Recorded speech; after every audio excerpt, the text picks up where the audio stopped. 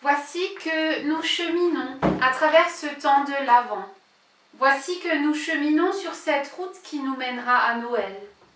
Voici que l'enfant de la promesse frappe à la porte de la vie. Noël qui vient, Noël qui déchire la lumière des ténèbres. Noël est l'enfant qui loue, qui ouvre nos yeux vers l'avenir. Noël, le grand rendez-vous de l'espérance.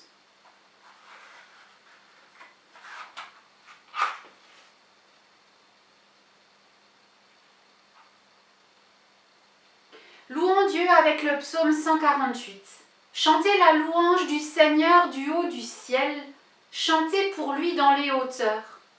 Chantez sa louange tous les anges, chantez sa louange toute son armée, chantez sa louange soleil et lune, chantez sa louange toutes les étoiles de lumière. Chantez sa louange vous les hauteurs du ciel et toute l'eau qui est au-dessus du ciel, que tous chantent la louange du Seigneur.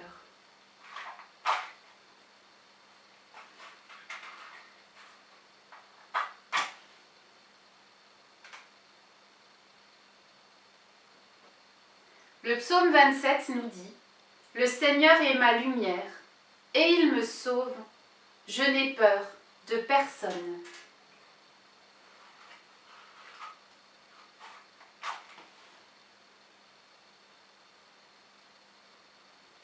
Et nous lisons le psaume 108.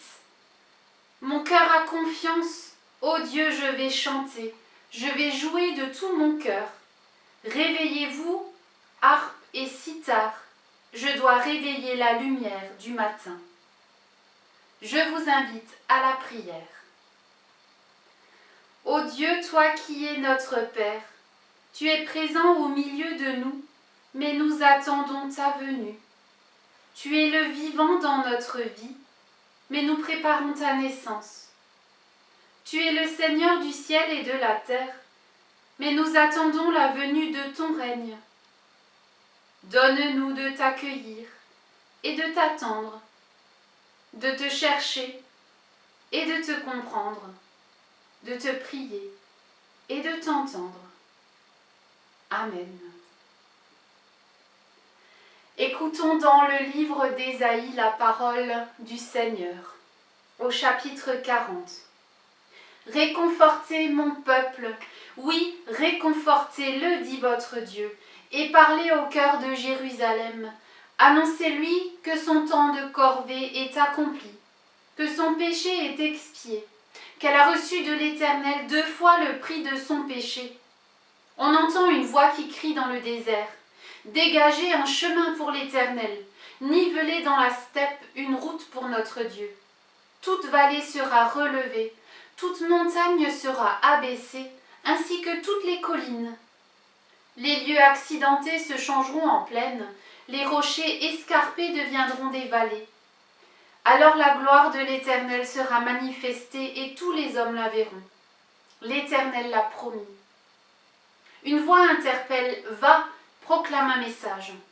Une autre lui répond « Que dois-je proclamer ?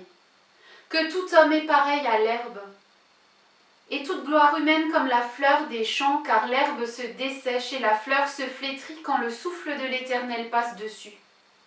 En vérité, les hommes sont pareils à de l'herbe. Oui, l'herbe se dessèche, la fleur se flétrit, mais la parole de notre Dieu subsistera toujours. Ô Sion, messagère d'une bonne nouvelle, gravis une haute montagne, crie avec force Jérusalem, oui, crie sans crainte, annonce aux villes de Juda, voici votre Dieu vient. Voici l'Éternel Dieu, il vient avec puissance, et son bras lui assure la souveraineté. Voici ses récompenses sont avec lui, et le fruit de son œuvre va devant lui. Comme un berger, il paîtra son troupeau, et il rassemblera les agneaux dans ses bras. Sur son sein, il les porte, et il conduit doucement les brebis qui allaitent. Vérité est ta parole, Seigneur. Amen. Chers amis, quel beau texte que celui du prophète Ésaïe. Réconfortez, oui, réconfortez mon peuple, dit Dieu. Une autre traduction dit « Consolez, oui, consolez mon peuple ». Et est-ce que ce n'est pas ce dont nous avons tous besoin en cette fin d'année? D'une parole de consolation, d'un peu de réconfort, d'une lueur d'espérance au milieu de la nuit. Pourtant, c'est tellement difficile d'espérer en ce moment. Difficile de trouver des raisons d'espérer, parce que tout change autour de nous. Difficile de trouver en quoi espérer, parce qu'on est si souvent déçu, dépité, quand notre espoir s'effondre. Pourtant, Ésaïe nous propose de fonder notre espérance sur le Seigneur, parce que sa parole est ferme et sûre. Cette espérance-là, elle ne sera pas déçue. D'ailleurs, il le dit, les hommes sont pareils à de l'herbe. L'herbe se dessèche, la fleur se flétrit, mais la parole de notre Dieu, elle restera pour toujours. Les hommes sont comme de l'herbe qui se dessèche et qui flétrit, mais la parole de Dieu, elle est sûre, elle est ferme, on peut se confier en elle. Elle résistera, quoi qu'il arrive. En ce temps de l'Avent, nous pouvons fonder notre espérance sur cette parole de Dieu. Et que dit-elle, cette parole? Elle dit que le Seigneur vient, c'est sûr. Ce Dieu fidèle sur lequel nous pouvons nous appuyer, ce Dieu-là, il vient. C'est tout le message de Noël. Dieu vient habiter sur la terre. Il l'a fait il y a 2000 ans, bien sûr. C'est déjà fait, pourrait-on dire. Mais non, Dieu vient encore aujourd'hui. Et ça, c'est peut-être plus important encore que le message du Noël d'il y a 2000 ans. Il vient aujourd'hui habiter la terre, habiter nos vies, dans nos nuits, dans nos esclavages, dans nos ténèbres, dans le plus noir, dans le plus sombre même de nos vies. Il vient. Un jour, quelqu'un a demandé à un rabbin où Dieu habite. Vaste question, mais j'aime la réponse du rabbin, qui a dit « Dieu habite partout où on l'invite à venir ». Et c'est encore le cas aujourd'hui. Le Seigneur vient partout où on l'invite à venir. Alors si on l'invite chez nous, il va venir, c'est sûr, Ésaïe nous le rappelle. La parole de Dieu, elle ne change pas, même si tout change autour de nous. Ce que Dieu dit, c'est sûr.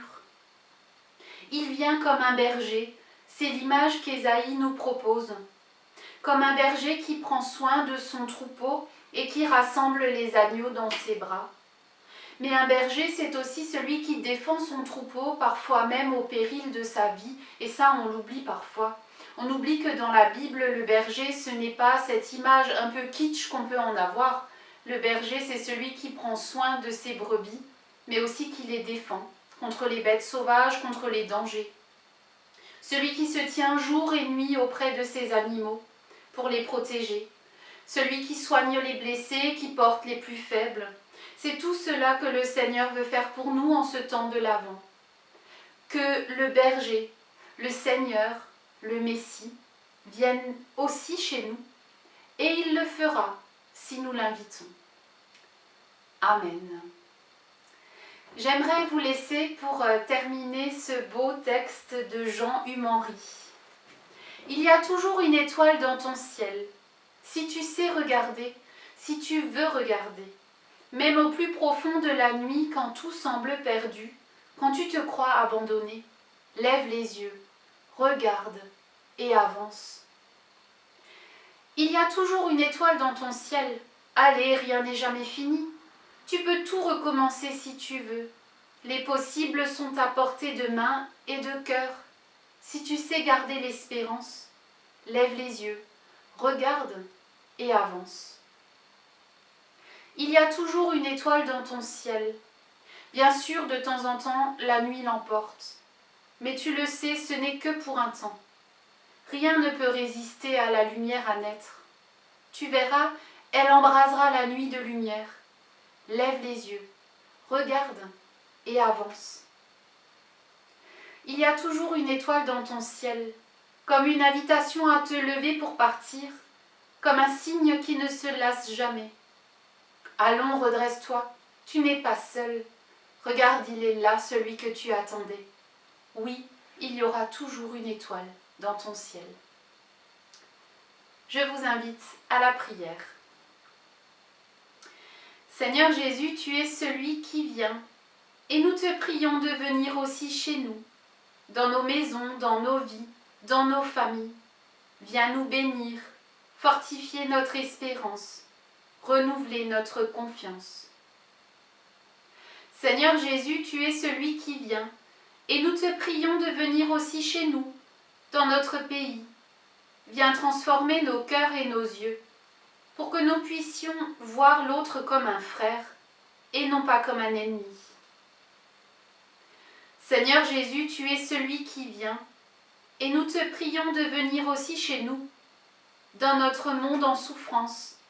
Viens nous donner la paix dont notre monde a tant besoin, là où les murs divisent, là où la violence et la haine font rage. Seigneur Jésus, tu es celui qui vient, et nous te prions de venir aussi chez nous, quand nous te prions ensemble. Notre Père qui es aux cieux, que ton nom soit sanctifié, que ton règne vienne, que ta volonté soit faite sur la terre comme au ciel. Donne-nous aujourd'hui notre pain de ce jour. Pardonne-nous nos offenses, comme nous pardonnons aussi à ceux qui nous ont offensés. Et ne nous laisse pas entrer en tentation, mais délivre-nous du mal. Car c'est à toi qu'appartiennent le règne, la puissance et la gloire, au siècle des siècles. Amen. Parce que le Christ est venu dans notre monde et dans notre histoire, parce qu'il a brisé le silence et la souffrance, parce qu'il a été la lumière dans notre froide nuit, parce qu'il est né dans une sombre crèche, parce qu'il a répandu tout au long de sa vie la lumière et l'amour, parce qu'il est allé jusqu'au bout de son amour sur la croix et au tombeau, parce qu'il a vaincu les puissances de la mort et de la nuit. À cause de tout cela, nous avons la foi, l'espérance et l'amour. Que le Seigneur vous bénisse, qu'il répande sur vous sa paix, qu'il étende ses mains sur vous et vous donne sa force. Amen.